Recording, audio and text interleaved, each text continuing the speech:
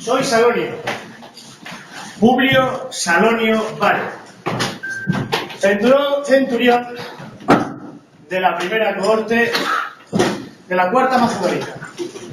Estamos de maniobras por asuntos de Augusto, que parece que nuestro querido emperador hay unos hispanos que le tocan un poco el imperio.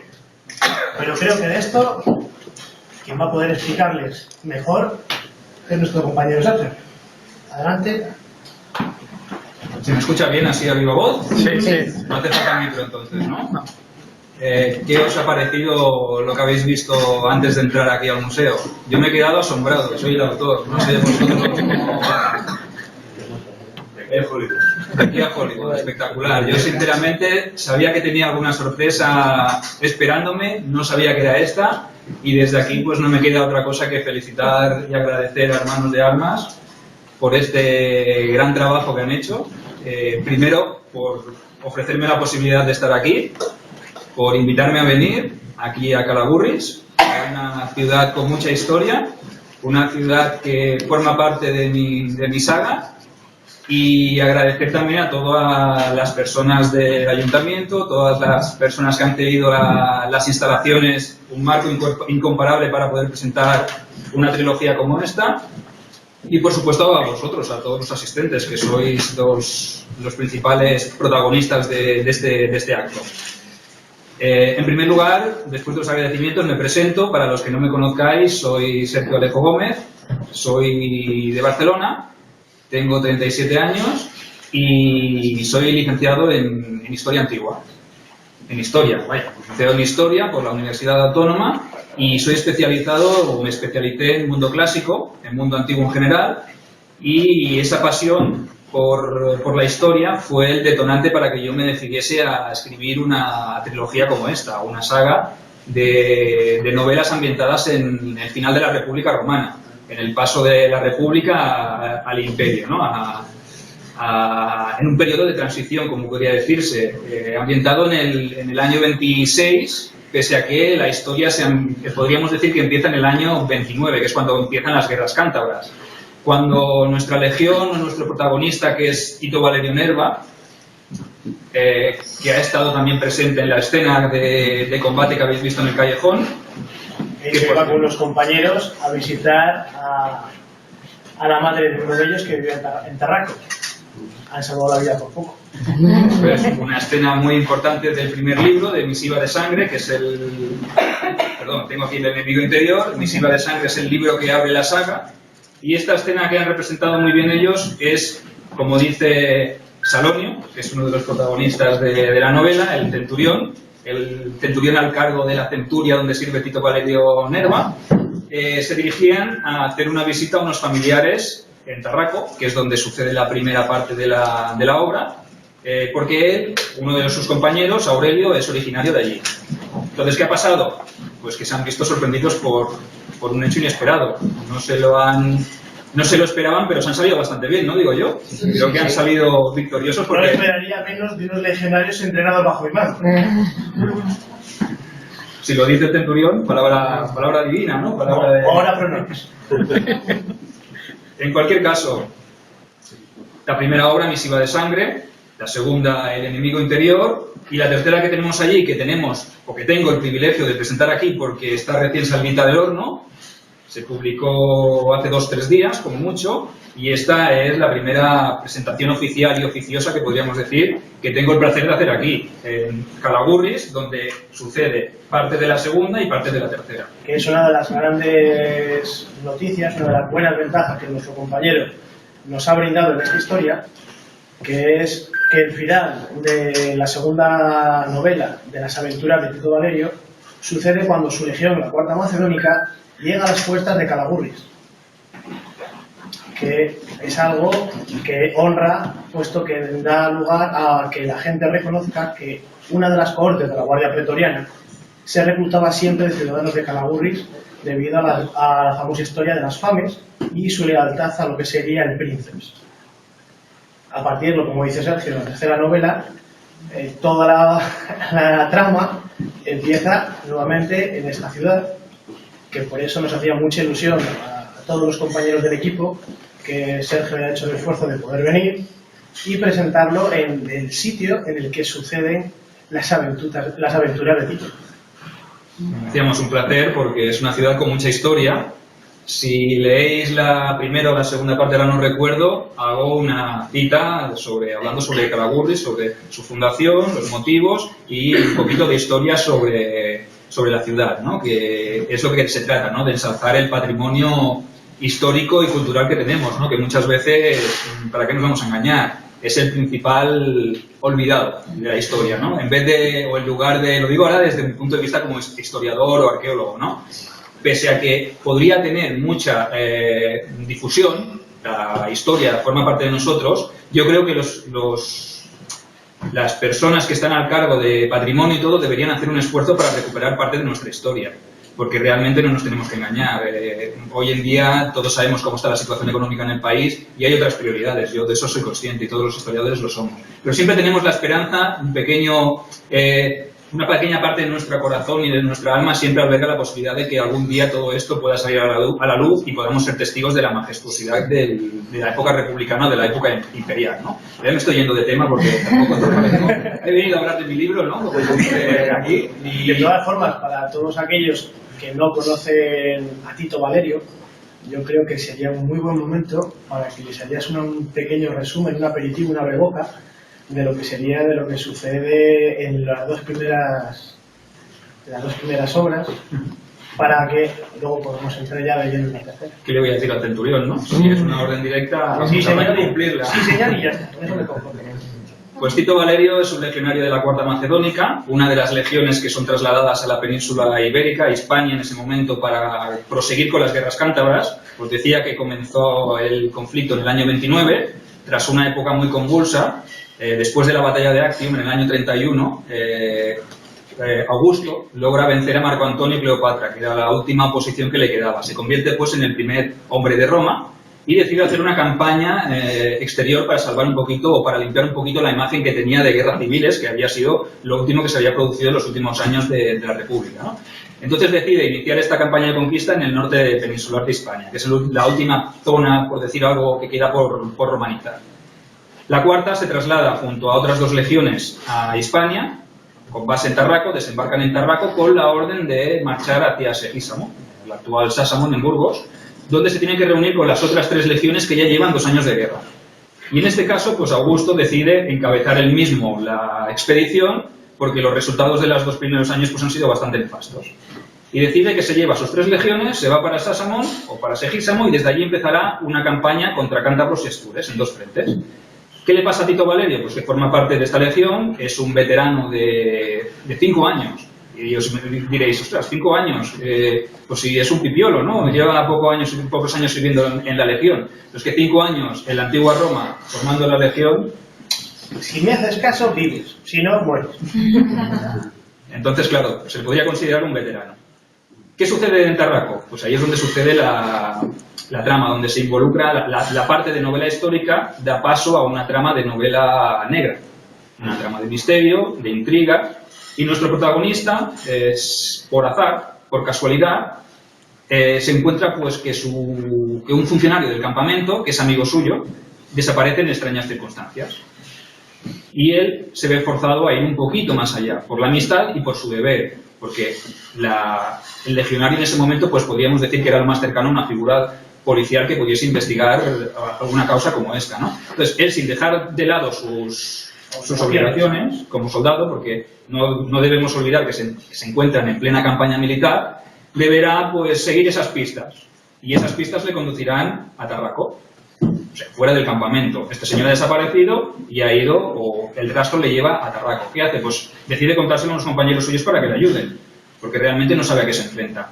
Y estos 3 protagonistas son los que estaban en el callejón. Uno de ellos era Valerio, el otro era Aurelio y el otro era Cornelio, que son un oficial, un optio, que es un oficial, el primer suboficial que tiene la centuria, por debajo de este señor, y el otro era un compañero de legión. Hombre, básicamente es que no me fiaba. La última vez que se fueron de permiso, tuvimos que intervenir porque hubo varios muertos, varios borrachos, y no me gusta que mis hombres se vean, puesto que son siempre hombres de honor. Y si tienen que comportarse mal, les enseño un poquito de disciplina. Sí. Buena apreciación. ¡Seguidme! Estos armados acaban en el cuartel como que yo me llamo Salorio. ¡A Salorio!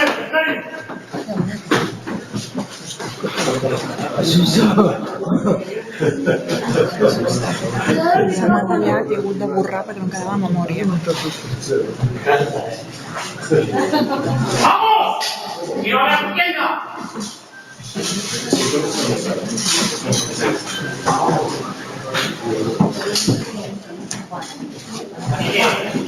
¿Dónde está la carta? ¿Qué carta me estás hablando?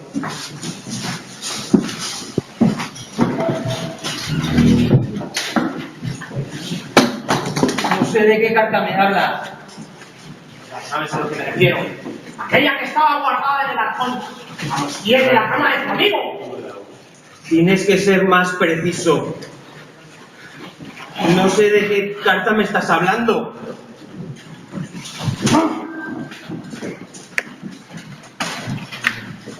No te lo voy a volver a preguntar. ¿Tenido suficiente o quieres más? Sí, ha sido suficiente. Bien, pues. Pues entonces, entrégame la carta. Desátame, llévame al escritorio. La tengo en un cajón guardada con otros documentos.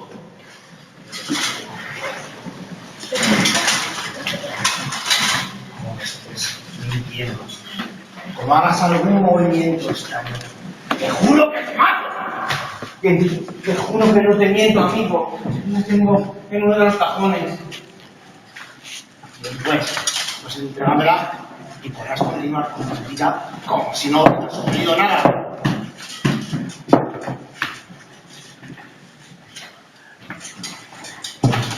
Necesito que me sueltes la otra mano para poder buscar entre estos documentos. No entiendo, te juro por todo que te mato. Te juro que no te estoy mintiendo.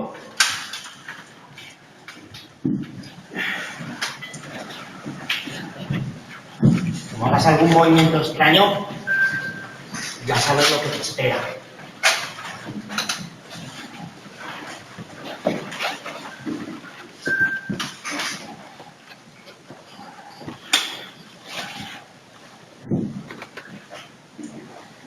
Supongo que te refieres a este documento.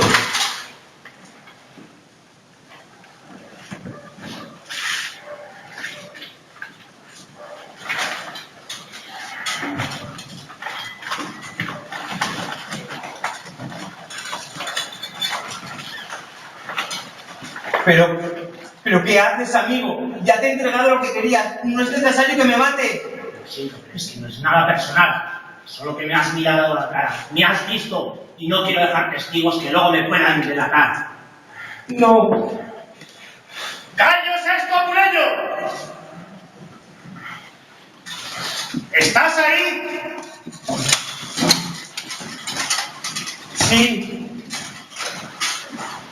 Sí, estoy aquí. Soy Salonio, Publio Salonio Varo. ¿Puedo pasar? Sí, claro.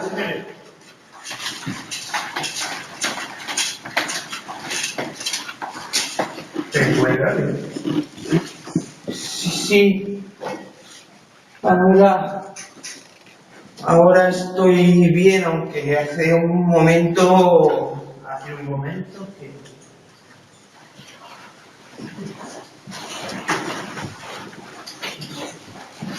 ¿De qué tienes miedo?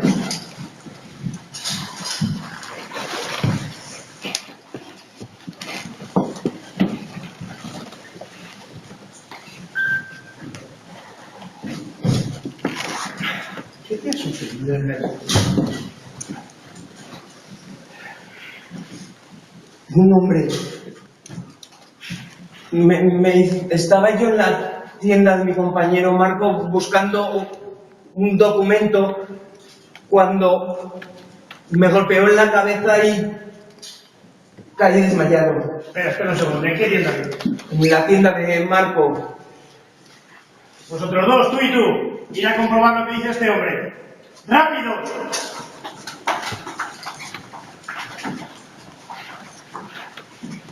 Soy el inmediato superior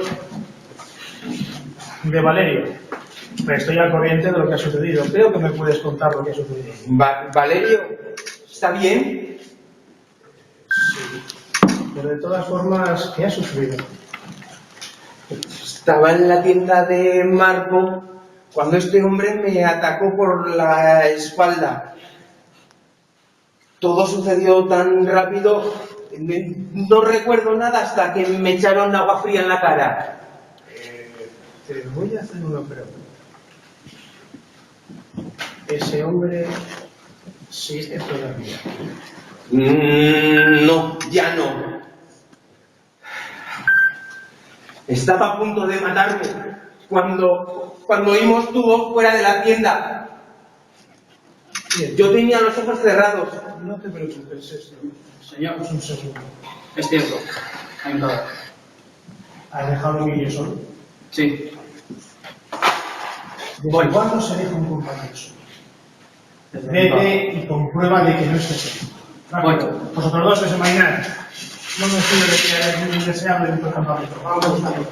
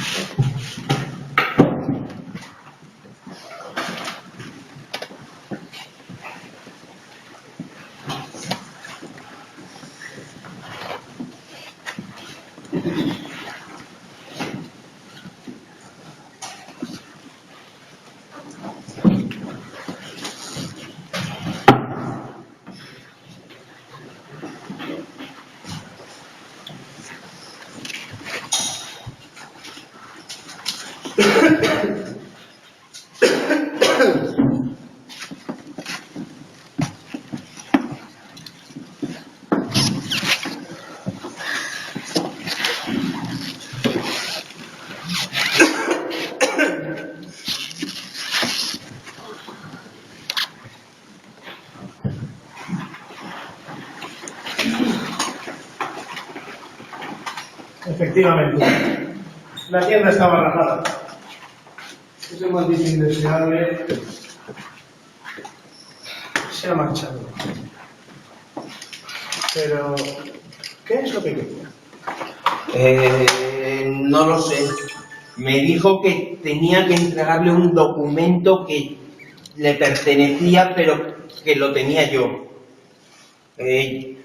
Yo le pregunté que a qué documento se refería, que tenía que ser un poco más preciso. ¿Y? Él me dijo que ya sabía a qué documento me estaba refiriendo. Yo no sabía a qué documento.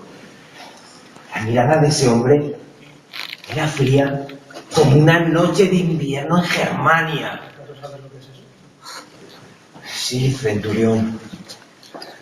Recuerdo que ese hombre había matado al pobre Marco. Te estarás refiriendo a Lucio, el centinela que dejamos. Cierto, centurión, cierto.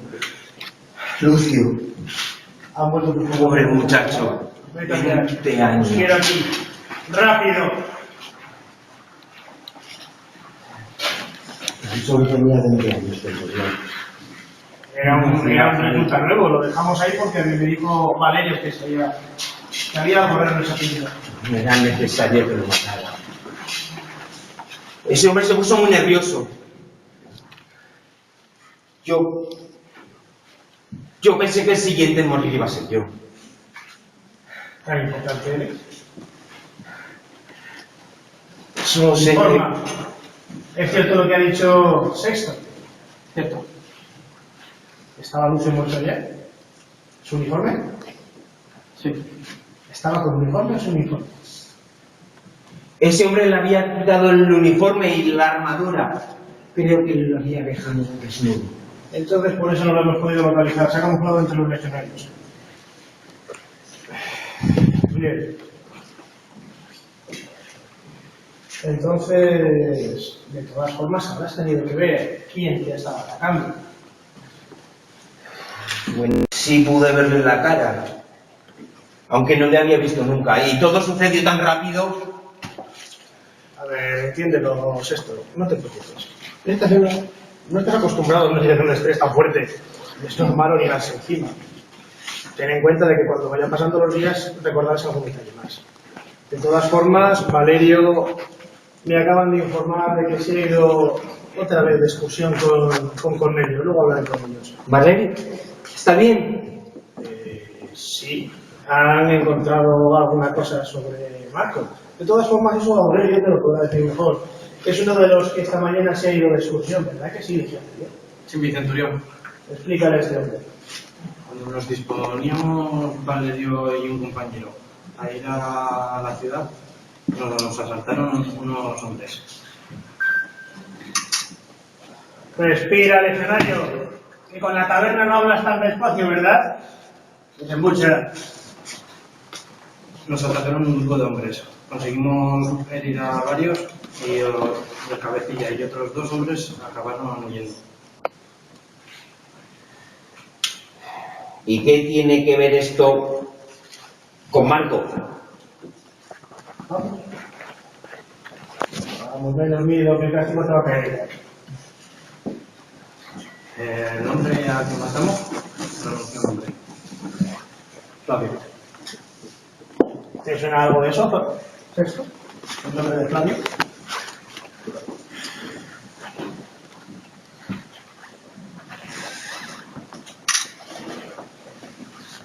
Ese es el hombre. Ese es el hombre que encontramos Valerio y yo un broche con las regiones en la puerta de la tienda de Marco. Exacto. Y resulta que según ese tan Flavio, mis queridos soldaditos, que aunque me dan un dolor de cabeza por estar durmiendo de su entrenamiento, han descubierto que trabajaban para un posadero. Ese posadero nos han dado la dirección y esta mañana lo han encontrado muerto. Ese posadero había contratado a Flavio, por lo cual el tal Flavio está de lleno involucrado en el secuestro de Marco.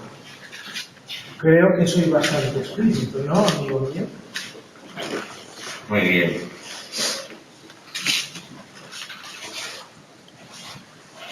Ahora lo entiendo todo.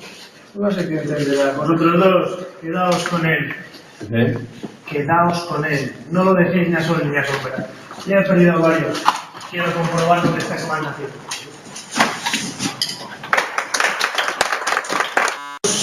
Los muchachos son bastante profesionales, pese a que yo tengo buena opinión de ellos, aunque esto es algo que jamás se van a enterar.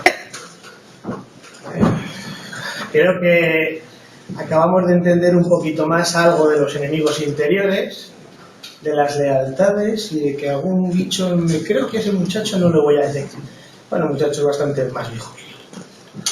Creo que es esto su consejo. Yo no me fío de él. Ustedes lo dejo en su mano.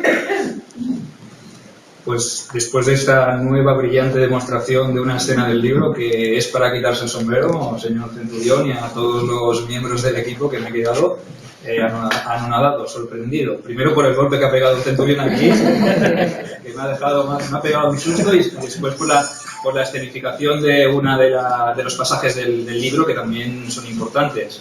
Tenemos una escena del primero, una escena del segundo, y con esto yo creo que hay muchísima información ya, ¿no?, sobre el contenido de la novela. Como he dicho antes, la fusión de géneros es importantísima. Para mí es un elemento fundamental. Tenemos la novela histórica, pura y dura. Hemos hablado de que estuvimos en Actium. En el segundo también nos trasladaremos a otro escenario bélico. Iremos a Metulo, que fue una campaña en Iliria que hizo el emperador Augusto, y conoceremos algo más sobre otro personaje importante, que en el primer libro tal vez no destaca mucho, pero que en el segundo se convertirá también en un elemento fundamental. No quiero decir nada, ni quién es. También conoceremos más sobre este Flavio, este ser oscuro, este ser misterioso que actúa en las sombras, que es un personaje también que tiene su historia detrás, que para mí es muy importante, no solo Tito Valerio ni Salomio, sino todos los personajes que rodean a la obra, ¿no? Porque la elaboración de los personajes también es un tema muy complejo. Y me parece que lo hablaba o lo he hecho en otras presentaciones, tanto de la primera como del segundo, que los personajes se crean a sí mismos. Yo les doy un nombre o les doy 3 nombres en este caso, ¿no? Porque los romanos tenían la trianómina, los 3 nombres, y lo que hacen ellos es pedirte por dónde quieren ir. ¿Vale? La trama de misterio es muy suculenta, pero ellos te marcan un poquito el camino por el cual quieres seguir la historia. Eso, lo principal y lo que a mí me sorprendió muchísimo como escritor, es que mientras yo escribía, me iba quedando asombrado de lo que iba escribiendo. Entonces, cuando llegas a un punto de sorpresa, dices, voy a cerrar el capítulo. Y piensas, madre de Dios, ¿qué capítulo que he hecho, no? Y ves que la trama va tomando forma, ¿no? Entonces, con esto nos vamos al tercer libro, a la sombra de la conjura. Hablo mucho, no sé si queréis interrumpirme o decir cualquier duda, cualquier pregunta sobre las escenas que habéis visto o sobre algo que yo ya he dicho, pues no os preocupéis, levantáis la mano o me decís, oye, para el carro un momento, que hay una cosa que no queda clara. La sombra de la conjura, como os he dicho, la sombra de la conjura es primicia. Primicia acaba de salir publicada y es la conclusión de toda esta aventura. La conclusión de toda esta aventura que para mí ha sido pues como un niño pequeño o varios embarazos, porque es un año con uno, un año con otro y un año con el otro. Que no me puedo considerar, en este caso me considero afortunado, ¿no? O bendecido por los dioses. Y puedo decir que el trabajo y el esfuerzo, verlo plasmado aquí, es toda una satisfacción. La historia continúa, pero es que este libro, al ser la conclusión, yo pienso que tenía que ponerle la guinda final, ¿no? La trama continúa a su ritmo, aparecen nuevos personajes, aparecen y desaparecen, porque aquí ya habéis visto que aquí la gente cae como moscas. En la época romana, aquí la gente nos andaba con chiquitas, si había que pasar a uno a cuchillo, se pasaba y punto. Y si se meten con 1000 legionarios, más. Para eso están los legionarios, ¿no? Para eso venían a Hispania, ¿no? Tenemos que perder de vista que la Cuarta Macedónica ha venido a combatir y en este tercer libro veremos cuál es su oficio. Su oficio es luchar por Augusto en este caso y por la República Romana. Entonces, en este tercer libro nos partiremos desde Calagurris, viajaremos hasta Segisamo, al punto de reunión, y desde allí nos iremos al frente de guerra. Entonces, aquí recrearemos una de las batallas para mí más importantes en las guerras cántabras, en esta expedición o en esta campaña del año 26. Y nos encontraremos con el Monte Vernolio, una fortaleza cántabra bastante importante y relevante que hizo que las tropas romanas se tuvieran que detener y tuvieran que hacer un asedio. Y aquí comprobaréis cómo es un asedio romano. Primero, cómo es una batalla campal y cómo asedian luego a la gente que se ha quedado dentro. Entonces, esto no tiene desperdicio. Con orden y disciplina, siempre. La base de las legiones, la base del poderío militar romano. Aunque los cántabros también tenían una forma de combatir bastante peculiar, y es la guerra de guerrillas. Y eso a Roma... Por eso, la legión romana, y en eso mis muchachos son especiales, no son solamente ciudadanos itálicos. Las legiones, y eso vendría desde la época de los Escipiones, que son previos a Julio César, y por ende, previo a Augusto, que es la utilización de tropas auxiliares. No son ciudadanos como tal, sino que luchan por conseguir los derechos de ciudadanía. Con lo cual, cuando un cántabro viene a hacer una guerrilla, se puede encontrar con un hispano que cuando se jubile de ser legionario va a estar en plena forma, le van a dar una paga, terreno, esclavos, dinero, ganado, cereales, semillas, y ese tío se va a interponer entre mi futuro de jubilación y yo. No se lo queréis. Tan sencillo como eso. Es la clave, lo ha hecho muy bien el centurión. Y eso era un camino largo, porque si los ciudadanos romanos que servían en las legiones tenían que servir 20 años, los auxiliares no tenían que servir 20 años, sino que tenían que servir 25 años.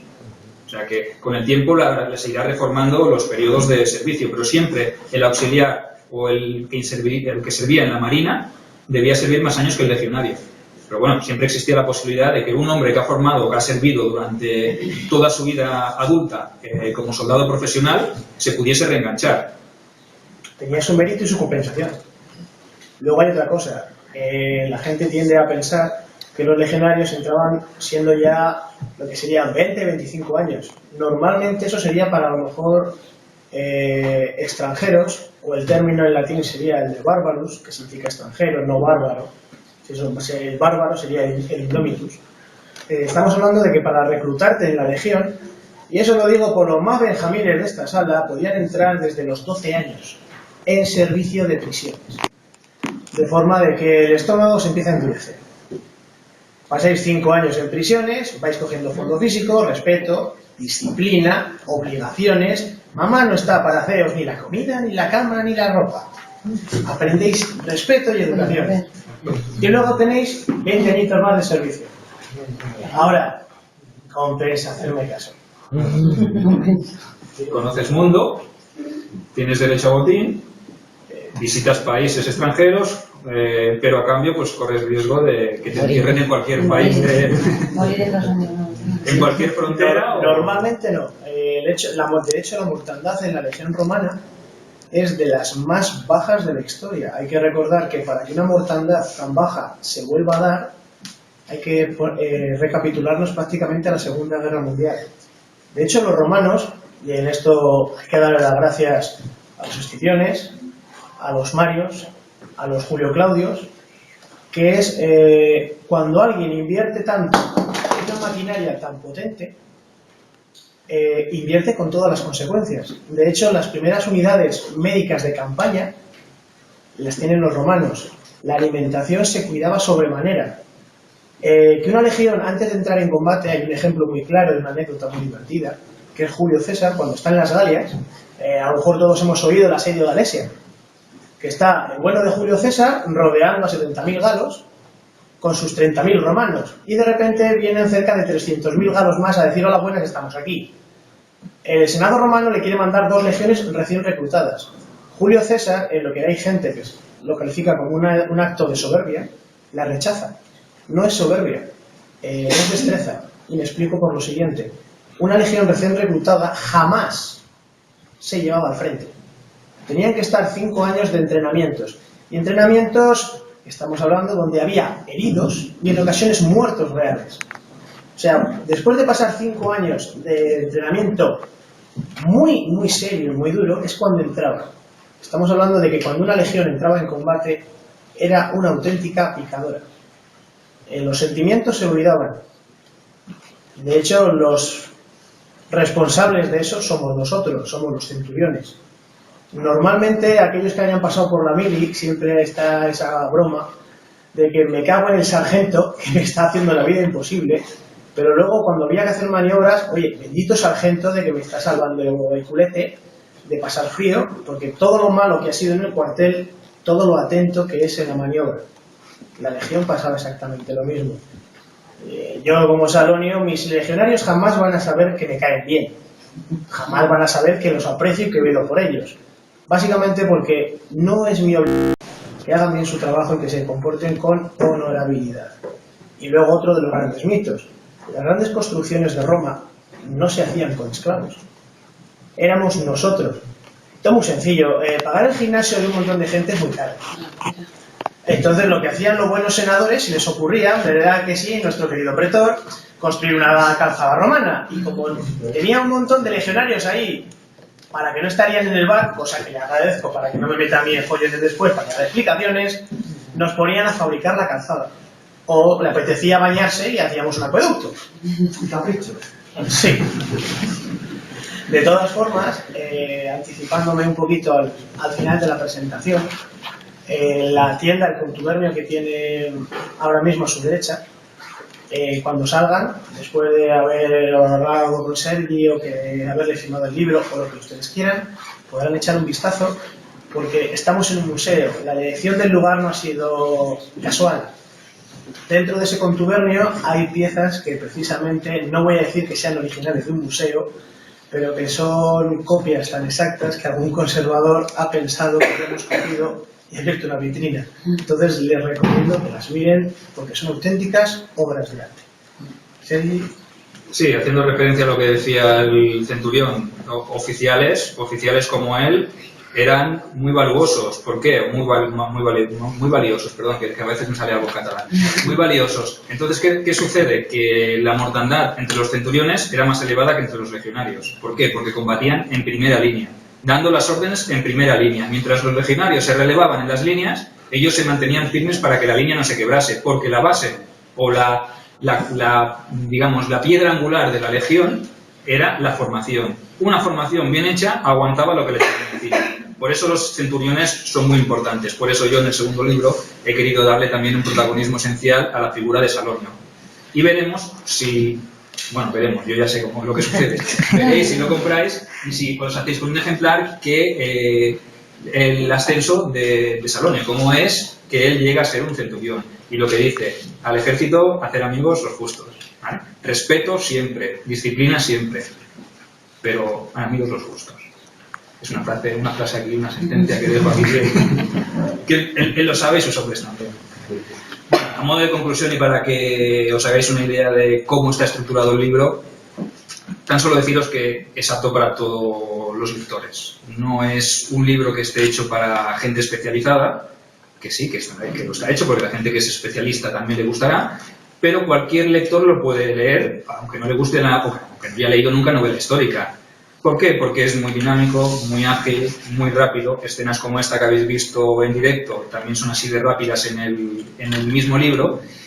Y lo que es más importante, hay notas a pie de página. ¿Para qué? Para que todos los conceptos que desconozcáis o que os llamen la atención o que os entre curiosidad, podáis consultarlo. Evidentemente una persona que sea culta en la materia directamente tirará millas. Pero el que no lo entienda siempre podrá consultar la nota a pie de página o si no, ir a un glosario final en el cual se explica con más amplitud el concepto.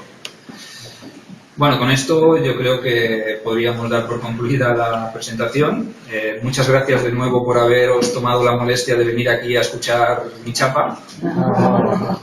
Un placer haber estado aquí en Calagurris. Tenéis una ciudad magnífica. Disfrutad de ella y disfrutad sobre todo de Hermanos de Armas, porque son una asociación que tiene mucho que dar y mucha guerra que dar, nunca más bien dicho. Gracias a todos, gracias al Ayuntamiento, al Museo y a Hermanos de Armas magníficos.